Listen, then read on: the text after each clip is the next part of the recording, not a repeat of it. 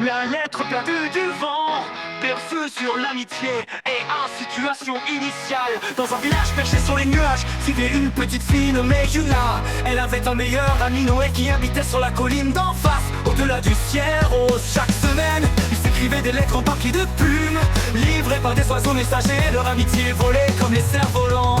Élément déclencheur, un matin Yuna glissa une lettre très spéciale dans l'enveloppe. Tu es mon plus grand trésor, même si un jour les vents se taisent, je t'attendrai. Mais l'oiseau messager fut emporté par une bourrasque étrange. La lettre disparut dans les nuages noirs. Et Noé, ne recevant rien, crut qu'elle avait oublié. Yuna triste décide de partir chercher sa lettre. Elle monta sur le dos d'un albatros ancien, traversa les souffles gelés et les courants capricieux.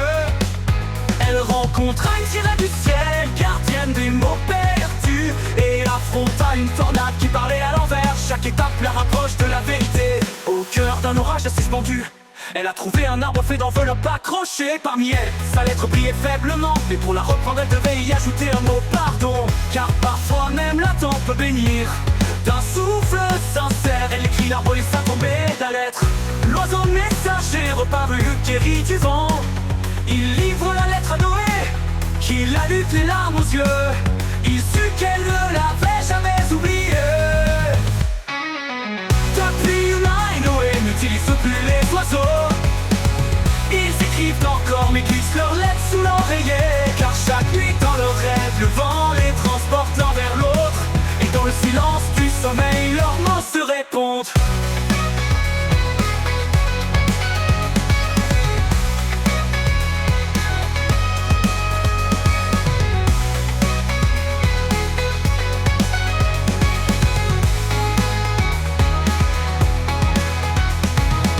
L'oiseau messager fut emporté par une bourrasque étrange. La lettre disparut dans les nuages noirs. Et Noé, ne recevant rien, crut qu'elle avait oublié. L'oiseau messager fut emporté par une bourrasque étrange. La lettre disparut dans les nuages noirs. Et Noé, ne recevant rien, crut qu'elle avait oublié. Une péripétie, Yuna triste décide de partir chercher sa lettre. Elle monta sous le dos d'un albatros ancien, traversa les souffles gelés et les courants capricieux. Elle rencontra une sirène du ciel, gardienne des mots perdus, et affronta une tornade qui parlait à l'envers. Chaque étape la rapproche de la vérité. Au cœur d'un orage suspendu, elle a trouvé un arbre fait d'enveloppes accrochées. Parmi elles, sa lettre brillait faiblement, mais pour la reprendre elle devait y ajouter un mot pardon. Car parfois même l'attente peut bénir. D'un souffle sincère, elle écrit l'arbre laissa tomber la lettre. L'oiseau messager reparut, guéri du vent. Il livre la lettre à Noé, qui la lut les larmes aux yeux. Il sut qu'elle ne l'avait jamais oublié. Depuis Yuna et Noé n'utilisent plus les oiseaux. Ils écrivent encore mais glissent leurs lettres sous l'oreiller. Car chaque nuit dans leurs rêves, le vent les transporte l'un vers l'autre. Et dans le silence du sommeil, leurs mots se répondent.